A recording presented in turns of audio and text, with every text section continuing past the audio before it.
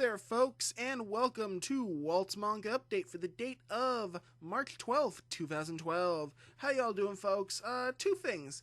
First, I had just finished, right before recording this, just finished watching the Kenichi anime, which I really did enjoy. I really did like it. A lot of the fights were really well done, and Kenichi has some of the best fights in all of manga, so I was glad to see a lot of them transitioned to anime very well. I love Siegfried's voice actor, both subbed and dubbed. La la la la, they're fucking great. Anyway, the second thing is last week the Negami finale came out, so any Negami fans out there. I have not read Negami. I'm actually reading it right now. I'm only 7 chapters in.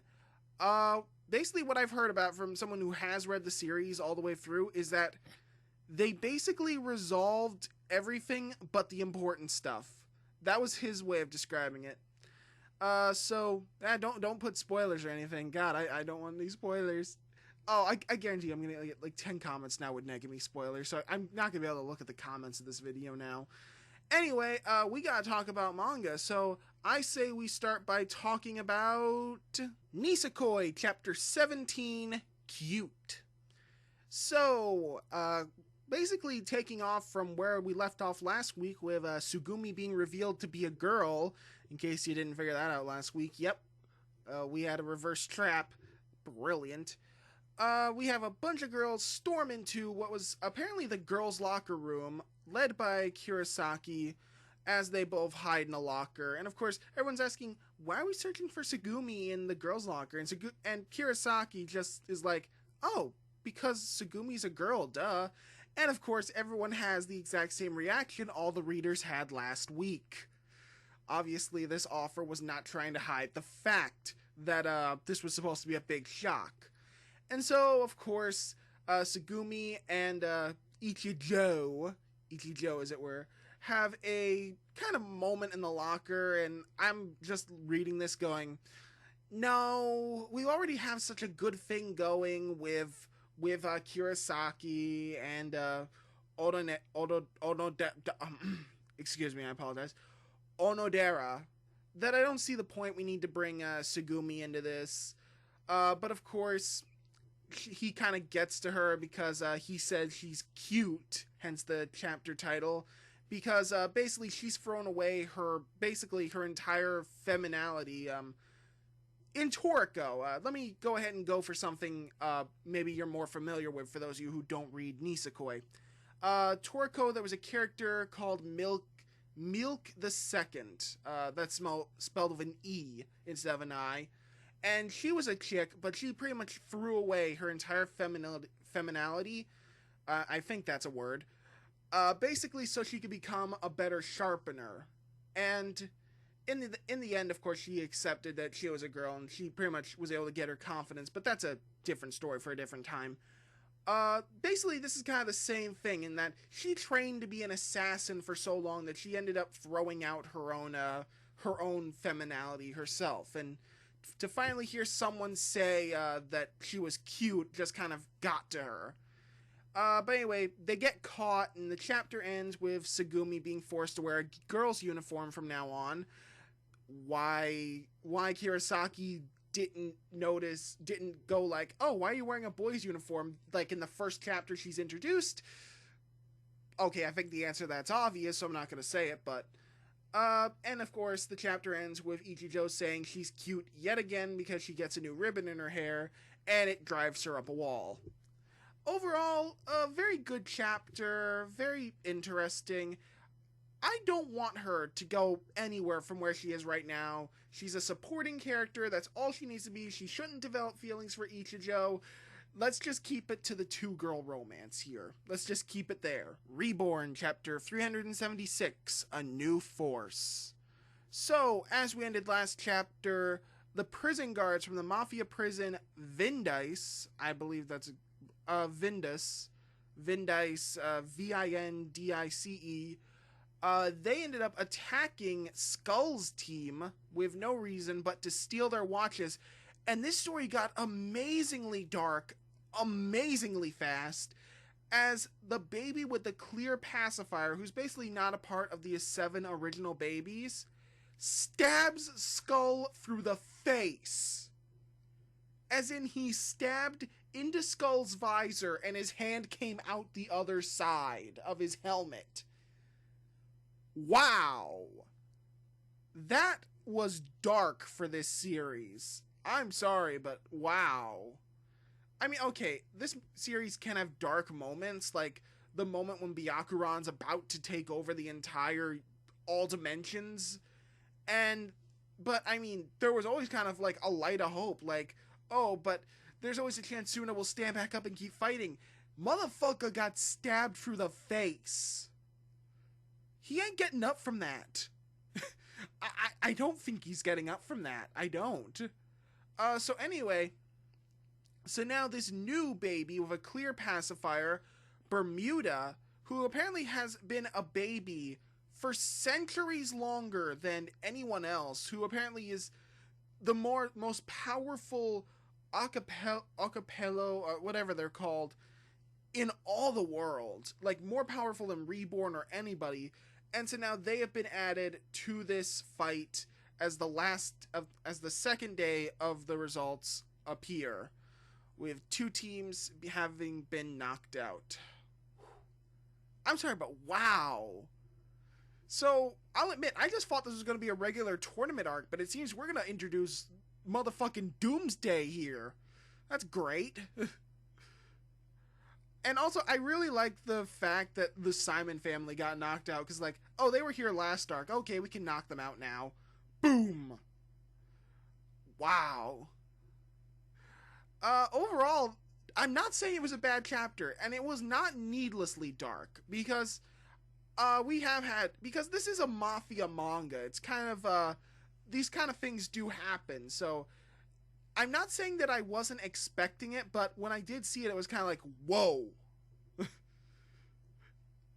If I can take a page from the Nostalgia Critics note, just because you don't show blood doesn't mean it wasn't graphic as all hell. But overall, I did enjoy the chapter a lot more than the fight between Hibari and Xanthus was going, so good on ya, Reborn. That was really damn good. One Piece, chapter 659, about my torso. So quite a few things happen this chapter, a big reveal at the end, but before we get to that, of course, Luffy's team is trying to cross over to the, wait, which side? Okay, yeah, they're on the fire side, they need to cross the ice side. They're trying to cross the ice side, and of course, Usopp, using a couple seeds, is able to create a banana boat. Yes, a banana boat. Literally a banana boat, too, that's great. And some oars that they can use to get across, since, of course, Luffy and Robin can't swim. Also, they've been fighting centaurs, which one, I believe, was part leopard, and the other was... I can't remember the other one, but they're basically half man, half creatures. And so... And, of course, we have, this guy who's been cut into pieces. So I think a lot of people made the guess that it was Law doing this. I don't know how to pronounce his first name. I'm not even going to try. And you were right. Law is not only behind this whole thing on this island, but he's also become a warlord of the sea. And no, I'm not going to try and say Shibukai. You see, I may have sounded like I said it right that time, but I do think I got that wrong. Anyway, so that was kind of the big reveal at the end of the chapter, and I didn't mean to spoil it just then, but it kind of fits in with that. And so, it also fits in with another thing. While Frankie and Sanji are fighting off more soldiers, the samurai head is kind of in the middle of something, like he's feeling pain, and Frankie's like, "What's up, dude?" And he's like, "My torso is in a fight with somebody," and it turns out that his torso is in a fight with Brook on the mainland. And I love that this guy's torso, his lone torso, is putting up an awesome fight against Brook. That is awesome.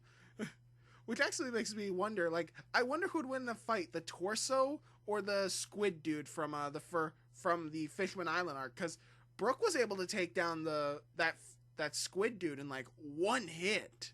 Or no, was he a squid? I think he was like a fishman. That's what he was, a fishman. Fuck it. Fuck it all. I don't know fucking anemonology or fishology or whatever. But anyway, and so of course we get the chapter ends with a big stare down between Smoker, who's come to the island to investigate the Straw Hats, and Law, who basically points out that neither of them are really supposed to be there, like, because it's off limits and all that. And also, I do want to point out a joke a friend of mine made with the whole burning island and ice island. He said, you have to wonder how bad their aim was, which is actually brilliant. Awesome.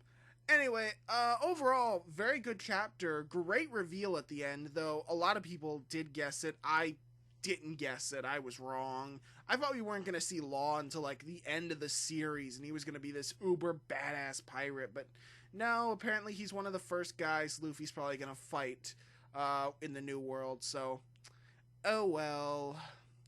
Anyway, overall, great chapter. Really loved it. Naruto, chapter 577, Sword of Hatred.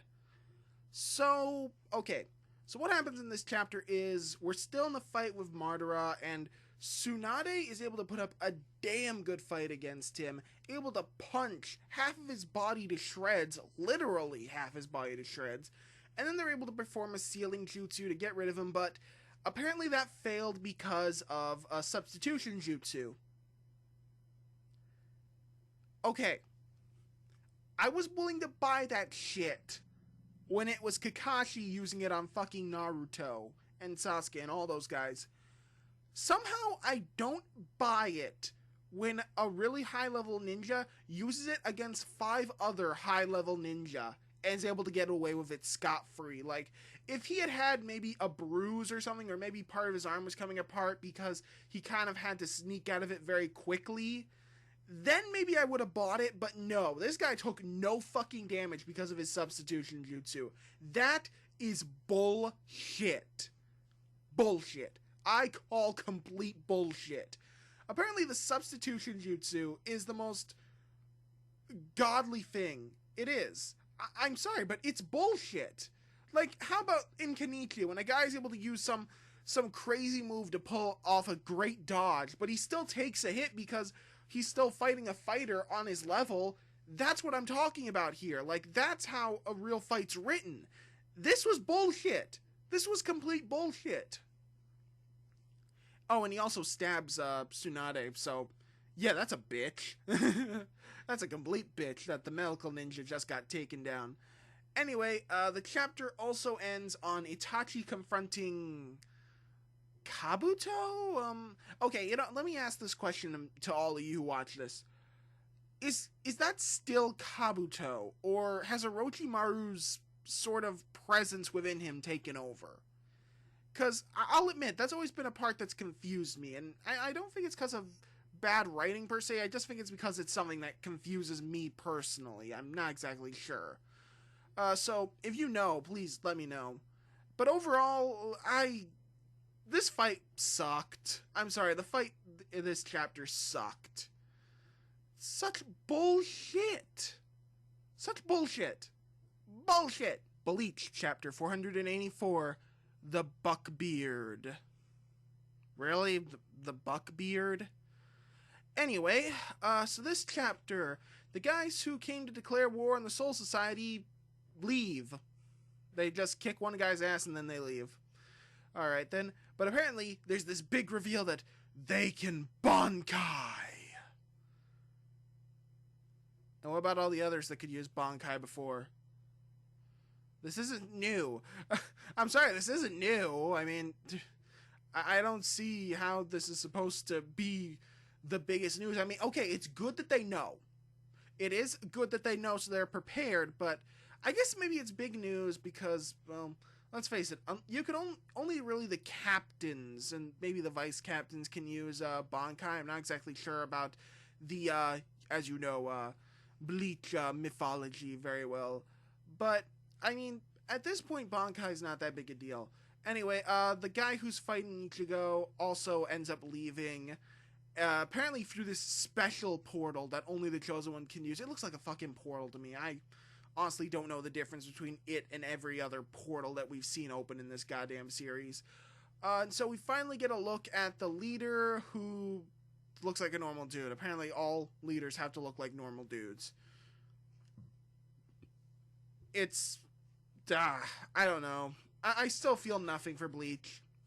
Bleach has yet to invoke any real response within me yet. I mean, this is supposed to be the final arc. This is where all the shit is supposed to go down, and I feel like nothing's happening.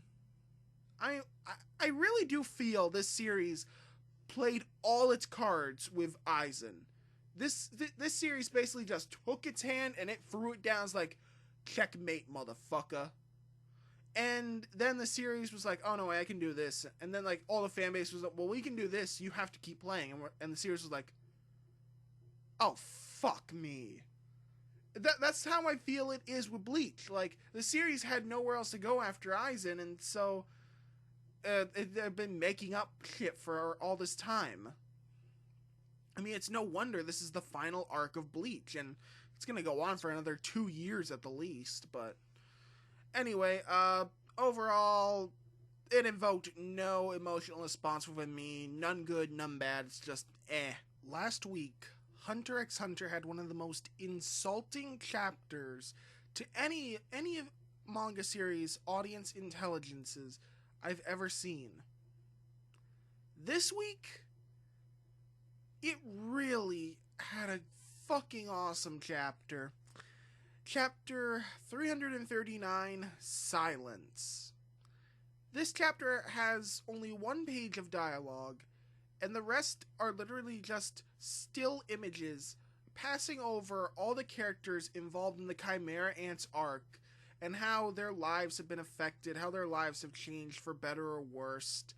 And basically, it ends on an image of the king of the Chimera Ants and his, I believe the game was, Shogi playing friend, I can't remember her name, Shogi playing friend, holding hands in death, and the chapter ends. It's all done through visuals, which, by the way, the artwork got really good for this chapter, thank God, at least as good as Hunter x Hunter artwork can get, and that really helped this chapter.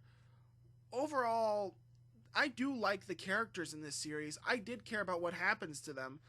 And now to finally just get back, to just see how the whole thing has affected them, just to see that they're all still continuing their lives. This was a great chapter in that sense. And I fucking hate Hunter x Hunter. I don't know how to feel about this shit. This was a great chapter. That's all I can say. Fairy Tail Chapter 274, Bad Omen. So, this chapter, basically we get a very awesome fight between Jura of Lamia Scale, who you may remember from, of course, like I said last time, the Orion Cyst arc, where he is actually one of the 10 most powerful wizards. I think that is still true. That was true 7 years ago, before the time skip, so I think that is still true. Against, I was gonna say Janazed, but that's from Kenichi. What's his name? Gerard? Gerard. I know so many different ways people pronounce it. I honestly don't know which is true. But it turns out to be a really good fight. It really does. But sadly, Gerard keeps going all out, and he's about to use a move that will reveal that he's not Mystogon. And sadly, he has to lose the fight, so one of his members has like a sensory link ability that they use to knock him unconscious, sadly making him forfeit the fight. However, the very last page of the chapter ends on a very gloomy note as we get kind of a very gloomy letter to Lucy from Levi saying something horrible is going to happen and I'll record it all here for you, Lucy. So basically we're getting a message from the future about what's going to happen in this tournament. So something really bad's going to happen, and I'll admit it's not a bad cliffhanger, because along with that note, we also had I forget her name, the cat. I swear I'm going to say Charlie, but that's not a girl's name. Charles blah. The female cat. The female cat has a premonition about the future that very much scares her. So overall, very good chapter, good cliffhanger. It was pretty good. Kind of a silly way to end the fight, but then again, it was the first day. They're kind of losing, but that's fine because they'll catch up. This week, there were 2 Kenichi chapters, the regular chapter for the series, but also a one-shot, basically featuring the friendship between Sho from the D&D tournament arc and Hermit. So we'll cover both of these separately. First off, Kenichi chapter 466, The Gauntlet Mementos. So this chapter had a fucking awesome reveal. This is turning out to be an amazing arc. Basically, Kenichi is finally able to bring Miu back slightly. She's still kind of under Jinazed's curse, which I don't get why we're calling it a curse, since what basically happened was he erased her memory, and I guess he was sort of training her Azura side. As it's been explained, each fighter has 2 different sides. They have basically what Kenichi practices, which is basically, I forget the exact name of it, but it's like the Fist of Life. He doesn't fight to kill, and everyone also has like an Azura side, basically the Fist of Killing, someone who will kill to fight. And I guess kind of when her memories were knocked out, he was basically training her Azura side. Now it's more powerful than it was before. Sounds like a multiple personality disorder if you ask me, but fuck it. It's weird. It's really weird. Anyway, so they think it's all done, but of course Jinazed's palace is falling apart. They're trying to escape, and they're stopped by even more of Jinazed's men, who are these giant, fucking hulking bastards with swords, and it's awful. Good God. Anyway, finally we get John, who turns out to be able to stop every one of these soldiers in his tracks, and not only that, John strips off a disguise he'd been wearing to reveal himself to be the owner of Kenichi's gauntlets, Miu's father, who was lost a long time ago. By God, that's awesome. So, that's, wow, so right as Kenichi is about to die, we get basically the reveal of who I think has been being built up as being like the big bad guy of this series, who's basically the great villain that everyone is striving to beat. Actually, let me take a look real quick, because I'm kind of curious. I do not believe, there's still a couple guys that, yeah, actually, I kind of pulled up Kenichi's dad, his photo. He looks like Sho, which is kind of weird. He looks just like Sho. But let's see. And of course, next page, we got a better look at him. I was gonna say, is he, does he look like, what was his name? Ryuga's disciple, the first guy, the leader of Ragnarok. But no, he looks like a different guy. So basically now, this series has 2 big villains that need to be beat. So, yeah, that sucks. But anyway, overall, this was a big reveal, very awesome, and this was just a great chapter. I really did like it. And next up for Kenichi is a 60-page one-shot about Kanosho and Tamemoto Natsui. Did I say that right, or is it just Natsu? Yeah, Natsu. Tamemoto, I can't pronounce. Hermit. Fuck it. Anyway, so this one-shot basically depicts how they met, what happened, basically their friendship building up throughout the Ragnarok arc, and basically building up to their first meeting, at least first meeting in Kenichi's eyes, at the Botanical Garden. And it's a very good story. I very much like it. Basically, they met because Masogetsu decided he was going to train both of them at once, and he was going to, but then he decided, fuck it, too much work, and left Hermit and Sho to fend for themselves against Sho's enemies. Also, he had already prepared everything for training, but sadly they didn't get to. After that, they just kept meeting up every now and again to train together, to talk, and became very close friends. And also, one of the more interesting parts of this one-shot is Hermit talking with Sho about his defeat at the hands of Kenichi.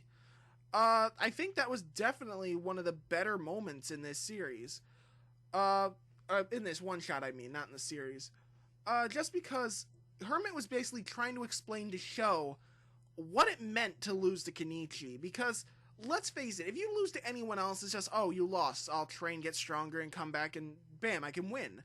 With Kenichi, it's not the same, because in the end, he's not fighting with strength, he's fighting with his ideals, and oftentimes, that's what the fights in this series are about, a fight of ideals. So that's what made it very interesting for Hermit to be talking with Sho about. And of course, Sho is not exactly... He doesn't exactly understand at first. But of course, as we know with the main series, as time goes on, he does begin to understand more and more. So all in all, this was a great one-shot. If you can, look it up, find it. It's really fun. I really enjoyed it. Bakuman, Chapter 170. Fuck.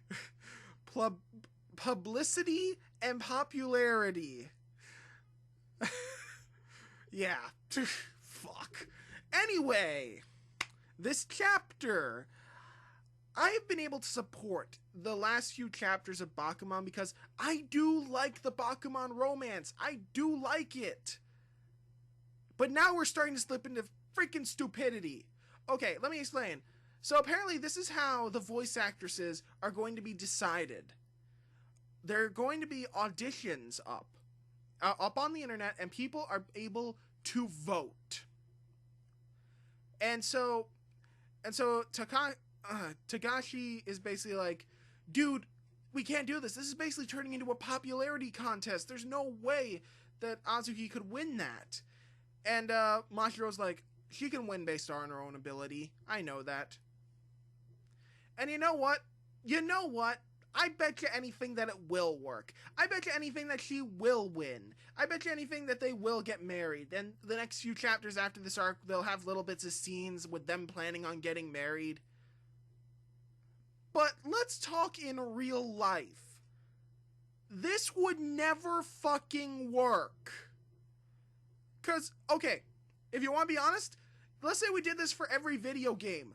Nolan North would be in every fucking video game, even more than he already is, if this was how voice actors were decided.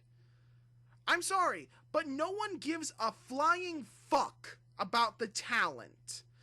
Let's say no one is going to watch like every fucking video before voting. Everyone is going to immediately go to that website and vote for who they want more than anything, and they're not going to give a two flying fucks about a person's talent. They are not.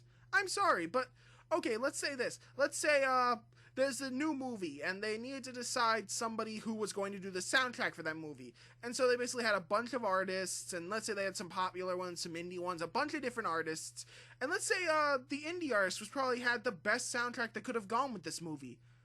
Don't give two flying fucks. You put someone like, oh, I don't know, Kanye West or fucking Rihanna on that list. Bam, they won. Don't give two flying fucks if they have a better soundtrack to go with the movie. Don't give two flying fucks. Because Rihanna and Kanye West won because it wasn't a goddamn contest of talent. It was a contest of pop-ya-fucking-larity. So there you go. This is the stupidest goddamn idea ever. Mashiro, you just screwed your entire dream of marrying Azumi because you fucking wanted to prove, oh yeah, no, she can go for it anyway. Fuck you. You have no fucking idea what's going on. This was so stupid. This was the stupidest fucking chapter, and now that the arc's gonna finish this way, I'm sorry. This is, So yeah, bad chapter. Nah, this sucked. I'm sorry. This was stupid. The World Godly Knows, Chapter 180, Dirty Works. This She Came is the most important She Came for mankind. Yep, so Azumi came. Yeah, I said that right, Azumi. Azumi came, of course, to collect her panties, but of course, Katsuragi is going to use this moment in order to propose to her, to basically say, I love you, and interception by Vintage. Quick, run away to the playground. And this is basically how the chapter goes. First, they're running away. They get to the playground. They're having more moments, and Katsuragi's just trying to find that perfect moment, but Vintage keeps flying around the area, trying to collect the last of the goddesses. And then, of course, he takes her to the shrine. They stop outside a burger joint. Oh, intercepted by Vintage on the last page. God damn it. So yeah, this was not much to talk about. That's basically what happened. Was the whole chapter was basically building up more points with Azumi, trying to find the perfect time to confess. And as he tried, Vintage kept getting in the way. He kept working at it, but by God, this is going to be an interesting conclusion. And I'm very curious as to whether after all this settles, if the series is going to go back to its normal collecting girls who have spirits inside them, or if it's going to be just kind of sticking to this one storyline all the way to the end.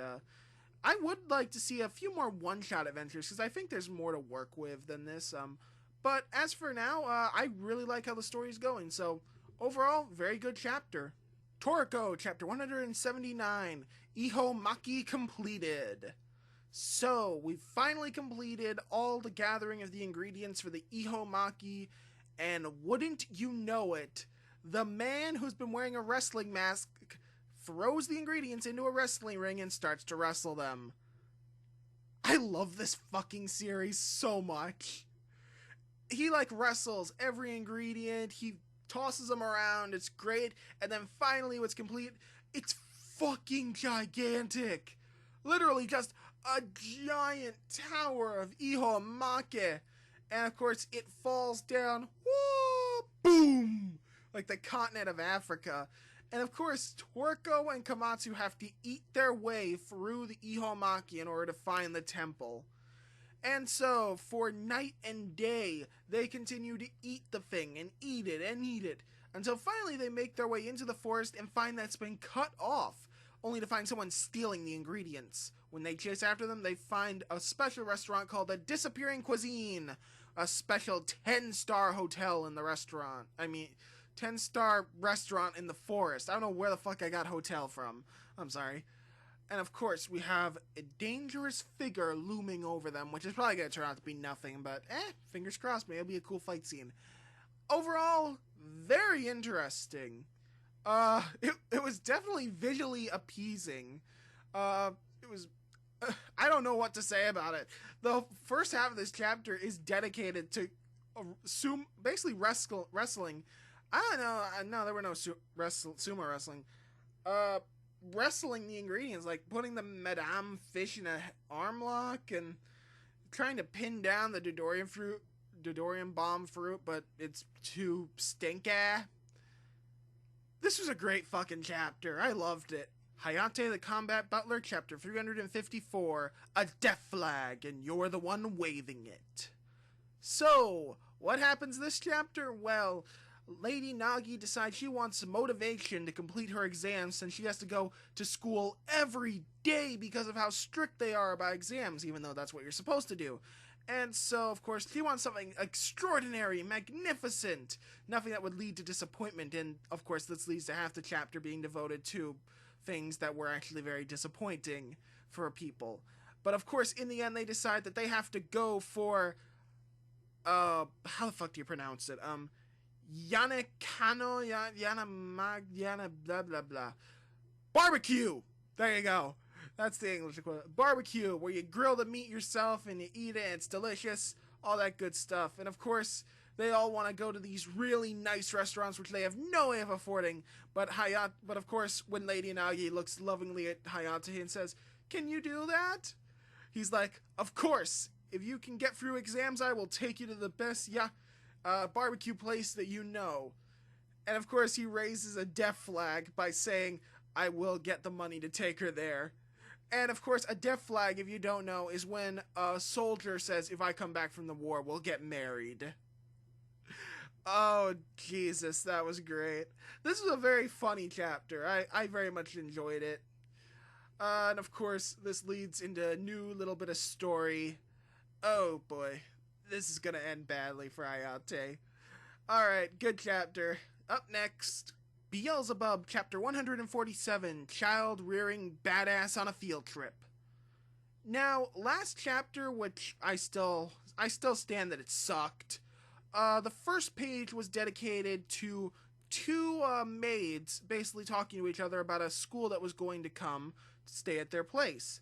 And they said that there was a very special delinquent coming known as the child raising badass.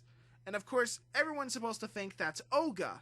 However, well, this chapter basically just has a lot of very bad jokes, you know, blah, blah, blah. Nothing really very interesting. The end of this chapter was actually what interested me, because rather than talking about Oga, they were actually talking about another child-raising delinquent.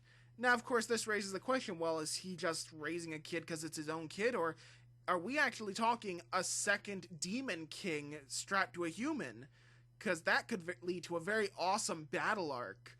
Overall, I'm very much looking forward to that. Knowing Oga, it won't take very long to break out into a fight, so hopefully it's going to be very awesome. I'm looking forward to the next couple chapters, just because I want to see a really good fight scene out of this. And also, I'm hoping, like I've said multiple times before, I'm really hoping other characters get a chance to fight instead of just Oga. Liar Game, Chapter 151, Collapse. Now, I'm sure any fan of Liar Game can immediately tell what this collapse means. It is the collapse of Now's plan so that the dealer will not get as many coins as they can get their hands on. Sadly, this did not work. However, how did it not work? That's what we're here to talk about. Well, as we all know, last chapter ended with Akiyama betting even though he wasn't supposed to. And that's because the girl in which was supposed to bet obviously was betting with Haramoto's tablet. So, in order to prove her wrong and keep her from getting more than one set, he placed a bet proving that was Haramoto's tablet she was using. And so, of course, sadly, as it came to be one of Haramoto's accomplices' turns, everyone else decided they didn't want him getting it. And so, sadly, everyone started betting at their own accord, meaning that there is no longer any system to keep the dealers from getting as much cash as they can get their hands on. Basically meaning this game is going to turn into a bloodfest. But also, this chapter pointed out one of the better ways to win the game, and that was, it's not about having the most cards, or at least it is. It's not about having the most cards in one set. It's about having more than one set of cards. If you can get 2 or more sets of cards, then you basically have a way to win no matter what. Very interesting. Very, very interesting. Of course, the game is still underway. I don't think we were even done with the first round yet. We've been in this game about 10 chapters, not even done yet. That's a pretty amazing feat. Overall, very good chapter. Liar Game really is one of the better series I read on this. And honestly, I can't wait to see just who gets knocked out first, because I really hope it's Haramoto or someone, though I really doubt it. Gantz, Chapter 359, The Squinting Tyrant. Squinting. I wasn't sure if that said squatting or squinting for a moment. I apologize. This whole chapter is a fight scene, and basically it just shows off the amazing artwork of this series, which, by the way, out of every series I read, out of every single one, Gantz, without question, has some of the best artwork. I love the artwork in Gantz. I just love how the machines are all so detailed. I love how every scene where you can see people, where it's sort of an upwards look at the machines, you can always see people running about because they're panicking. It is awesome. It really is one of the most well-drawn series I've read in a long time. Overall, it's basically just a huge, giant mech fight between the humans and the aliens. If I had to ask, and I never asked this question for Gantz, do I think this series is going to end soon? Yeah. Actually, I would not be surprised if it ended in the next, say, how long? Say, next year or so, probably. You know, gotta resolve everything, gotta beat the aliens. Overall, just, it was always a very interesting series, and always very well drawn, and definitely this chapter shows that off beautifully. And that's it, folks. That's the end of Walt's manga update for this week. Remember, you can always check out more stuff from me at pixelsmackdown.wordpress.com or right here on my channel. Just all the links are down below for all the stuff you should check out because it's all awesome. As you can see, I've used everything up talking about chapters. I'm done now. I'm tired. All right, folks. I'll catch you later, and hey, keep on reading.